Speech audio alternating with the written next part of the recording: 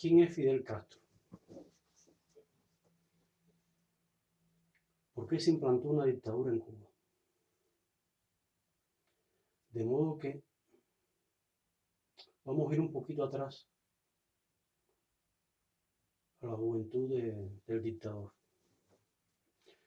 Según Pardo Llada, tendría Fidel Castro unos 19 años y lo visitó en su casa. Pardo Llada recién compraba los 12 tomos de los discursos del Duce de Benito Mussolini.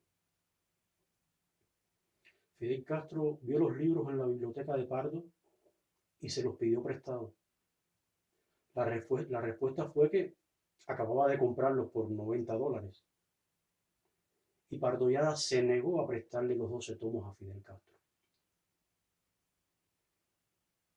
Como Ángel, el padre de Fidel Castro, todos los meses le mandaba $100 cuando estudiaba en la Universidad de La Habana.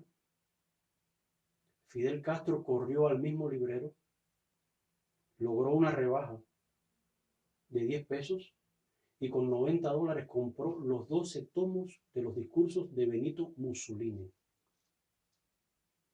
Cuenta Pardo Llada que los 15 días que quedaban para que finalizara ese mes, Fidel Castro, Mirta Díaz Balart y su primogénito Fidelito lo pasaron comiendo queso, que fue lo que Fidel Castro compró con los 10 pesos que le quedaron.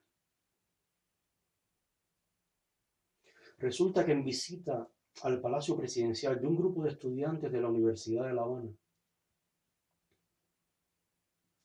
presidente de la República Ramón Grau San Martín,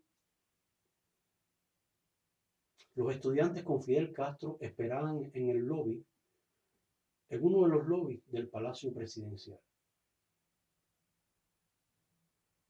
Fidel Castro, aprovechando la demora del presidente, aprovechó para incitar a los otros estudiantes a cuando saliera Grau tirarlo por un balcón del Palacio Presidencial. De modo que le dijo a Pardo Llada: tú asumes la jefatura, tú asumes la presidencia de la República y yo asumo la jefatura del ejército. De modo que ya él tenía aspiraciones no tanto políticas como autoritarias en Cuba. En el año 58, Fidel Castro le escribía una carta a Celia Sánchez, en la que le decía, y parafraseo: cuando termine esta guerra, pienso echar una guerra más larga y más dura que esta que estamos haciendo. Lógicamente, obviamente se refería a echar una guerra contra Norteamérica, contra los Estados Unidos. ¿Por qué él ya pensaba así? Porque la única manera de implantar una dictadura en Cuba era con un enemigo externo para justificar todo el militarismo dentro de la isla y todo el control. Resulta que en un viaje, en el año 59, Pedro Luis Díaz Lanz piloteaba un avión que iba de la Sierra Maestra a la ciudad de La Habana. ¿Quiénes eran los tripulantes de ese avión? La señorita Celia Sánchez, como él cita, Alfredo Guevara, Juan Almeida Bosque, Ramiro Valdés, Raúl Castro. Y desde la cabina, Pedro Luis Díaz Lanz escuchó lo que cito. Fidel Castro le decía al grupo: cuando lleguemos a La Habana, los engañamos y voy a implantar el socialismo aunque tenga que matar 40.000 cubanos. Y eso lo demostró. En el año 61, en las vísperas de Girón, nada más y nada menos que se hizo una recogida. Se retuvieron en estadios, en muchos lugares de Cuba, a 100.000 personas para que no apoyaran la invasión. De modo que de ahí inferimos que la oposición a Castro era fuerte. En realidad, en Cuba se luchó por restituir la Constitución del 40. En Cuba no se luchó para hacer una revolución. En Cuba existía una lucha política de los distintos partidos de la sociedad civil y a partir de ahí tratar de restituir la Constitución del 40 que interdictaba los golpes de Estado. Batista dio un golpe de Estado apenas a 3 meses de unas elecciones y sacó a Prío del poder. Todos lucharon por sacar a Batista. Pero hay un dato curioso aquí. Márquez Sterling, el ideador de la constituyente que dio paso a la Constitución de 1940, en el año 58 buscó una salida cívica al problema de Cuba. Ya Fidel estaba en la Sierra Maestra, pero también había un grupo en el Escambray y en otras partes de la isla, en las ciudades. Manuel Márquez Sterling se presentó para unas elecciones en el año 58 y su eslogan era: ni botas ni balas, con votos. El movimiento 26 de julio trató de asesinarlo en la tribuna. Fidel Castro literalmente, con la ley número 2 de la Sierra Maestra, incitó a matar a todos los candidatos que se presentaran en esas elecciones, pero a los atrevidos que fueran a votar. De hecho, hubo algunos hechos de sangre. De modo que, con todos estos subterfugios bien manejados por el dictador, llega el 59. En su recorrido a La Habana, Fidel Castro pasa por Matanzas, por la casa de Lucy Echevarría, la hermana de José Antonio Echevarría. Y cito las palabras de Fidel Castro: Lucy, necesito que vayas a La Habana y saques a la gente del directorio que están en el Palacio Presidencial plantados. De modo que el directorio estudiantil no confiaba en Fidel Castro. Lucy le respondió: no, Fidel, yo no voy a hacer nada por ti. Y Fidel Castro siguió. Cuenta Lucy que en los primeros años de la mal llamada revolución, Fidel Castro, los 13 de marzo, en sus discursos presentaba a los padres de José Antonio Echevarría, cuando estos estaban en los Estados Unidos mirando el discurso en la televisión. ¡Qué estafa! Tremenda estafa. Y así, no solo Fidel Castro hizo de las suyas para llegar al poder absoluto. En el año 59, Fidel Castro le hizo 20 modificaciones a la Constitución del 40. O sea que prácticamente ya Cuba andaba por decreto. Ya se había matado la Constitución. En el año 60 se reimplantó, se retomó la coletilla.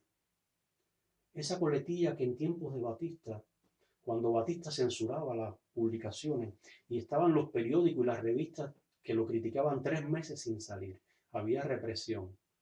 Pero a los 3 meses salían los escritos subversivos con una coletilla del editorial: no suscribimos estos artículos porque no se ajustan a la verdad. Eso fue en los tiempos de Batista, la coletilla. Pero en el año 60 se retoma la coletilla. A los 3 meses de tácitamente instaurada la coletilla en las publicaciones de Cuba, se hizo oficial por el Colegio de Periodistas de Cuba. Así como les cuento. De modo que Fidel Castro no llegó solo al poder. Él se tomó el poder para sí, pero lo ayudaron mucha gente. Esa es la historia, a grosso modo, solo una pincelada de cómo se hizo del poder Fidel Castro, ayudado por la prensa, una prensa que tuvo un trágico desenlace, por ejemplo, Quevedo, Miguel Ángel Quevedo, el director de Bohemia, que en el año 72 admitió que los 20.000 muertos de Batista era una invención de Enriquito de la Osa, que era un alcohólico. Y Miguel Ángel Quevedo se suicidó. Pero es que a los cubanos nos han pasado tanto, y excluyo de aquí a los que nacimos después del 59. En el año 55, Rafael Díaz Balar presentó una moción en la Cámara, en el Capitolio, que estaba en contra de la amnistía que pretendía Batista por los presos políticos de Isla de Pinos. Allí en ese discurso, Rafael Díaz Balar, entre otras cosas, deja bien claro el pasado y la conducta gangsteril de Fidel Castro. Incluso se quedó corto, porque él vaticinaba 3 lustros de dictadura para Cuba, y ha pasado medio siglo y 54 años ya. De modo que 2 congresistas solo se opusieron o solo suscribieron esa moción de Rafael Díaz Balar. En el resto de la Cámara, nacidos antes del 59, hombres de letras, hombres cultos, aprobaron la amnistía y Fidel Castro salió. Pero ya Fidel Castro ya en Isla de Pinos, que no Isla de la Juventud, Isla de Pinos, ya vociferaba con su grupo antes de salir a México, ya decían que querían el poder absoluto. Solo pinceladas de la historia. Tremenda estafa. Los que nacimos después del 59, pues recogimos eso. Una república que ya no era república, era una finca privada. Un dictador controlando todos los poderes. Ya no existía la Constitución, porque Fidel Castro mató la Constitución. Esa parte dogmática, orgánica, y las cláusulas de reformas, que son las 3 partes que forman una Constitución, Fidel las mató. En el 76 recibimos un decreto más estalinizado todavía, la Constitución del 76. ¿Qué dice la cláusula de reformas? Que después se oficializó en el 92 y en el 2002, que el socialismo es irreformable, que es eterno, es incuestionable. Entonces, eso es lo que recogimos los que nacimos después del 59. ¿Cuánto dolor?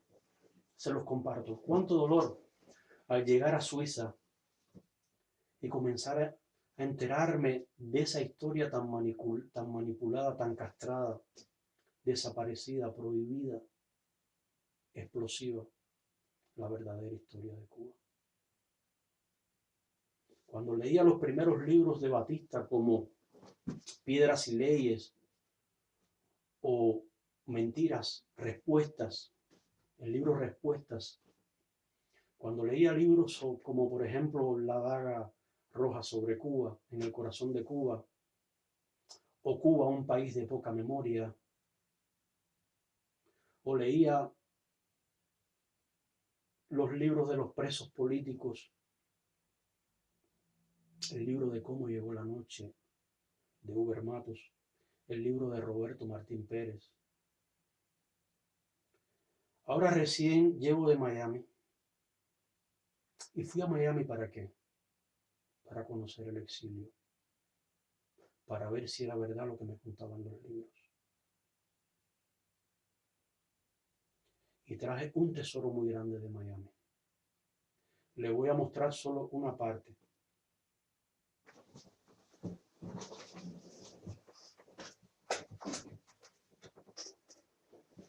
Estos libros, leo algunos títulos.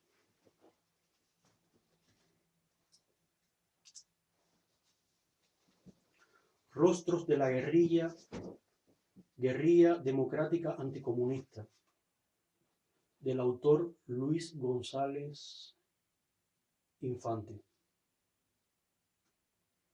Asociación Proyecto Histórico Cubano. Traducción al inglés Enrique Encinos.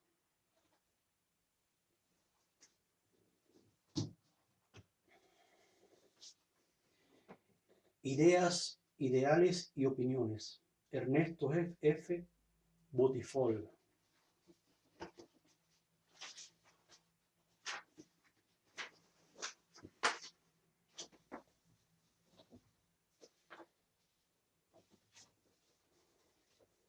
Rompiendo el silencio. Historia de una familia mambisa, de Víctor Miguel Cantón. Fidel Castro y el Gatillo Alegre. Sus años universitarios. Enrique Ross. Un buen legado. Armando Valladares. Contra toda esperanza.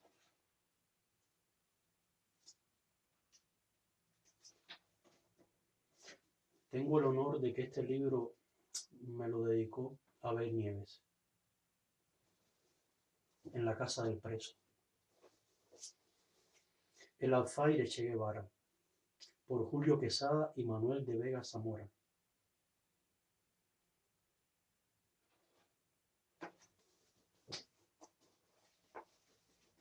Nueve años, 5 días.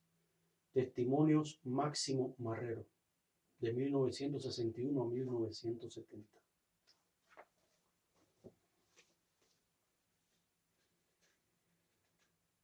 Datos y apuntes históricos de San Diego del Valle. José Luis Fernández Maimó.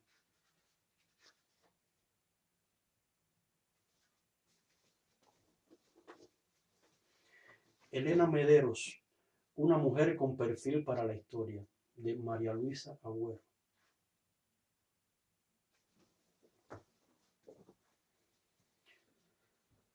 MMT, Miami Medical Team, protagonistas de un ideal, Ángel de Fana.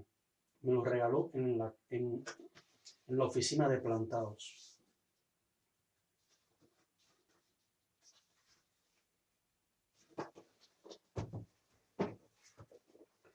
Cuba, viaje al pasado, Roberto A. Solera.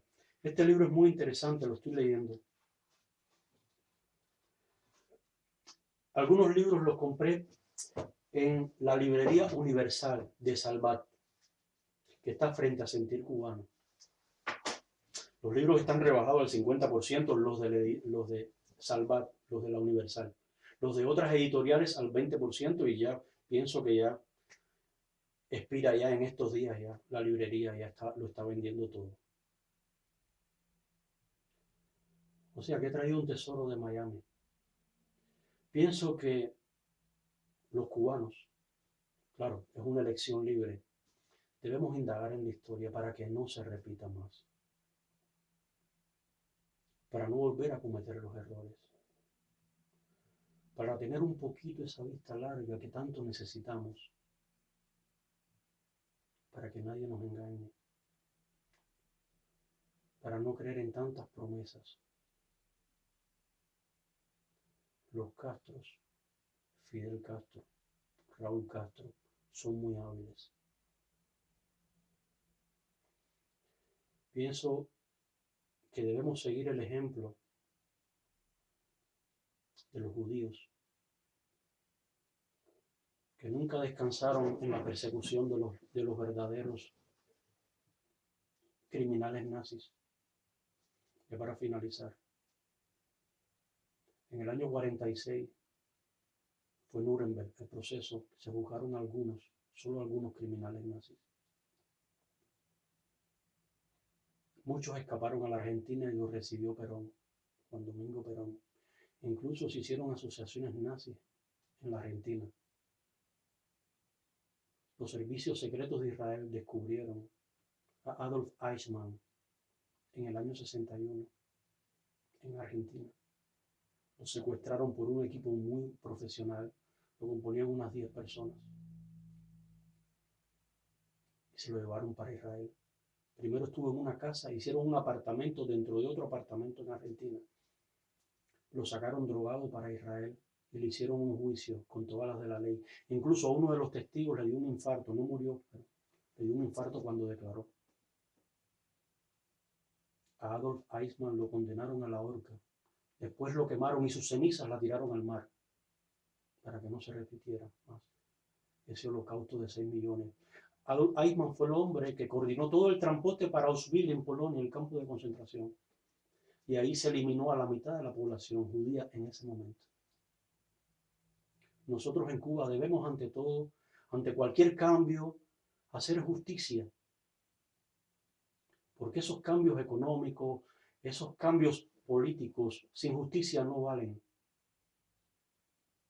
Si a un criminal común se le condena muchos años de cárcel o a la silla eléctrica, en los países democráticos, no ya los antiguos comunistas, en los países democráticos,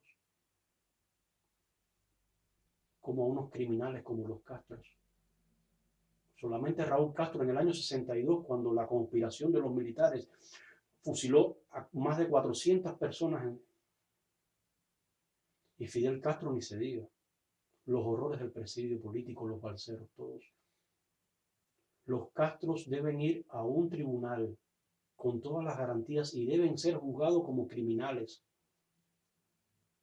De lo contrario, todos esos cambios que se están pidiendo, toda esa reconciliación, todo ese reencuentro nacional es falso. ¿Qué moral tenemos los cubanos para levantar nuevamente la República cuando todavía siguen en pie los criminales que la hundieron?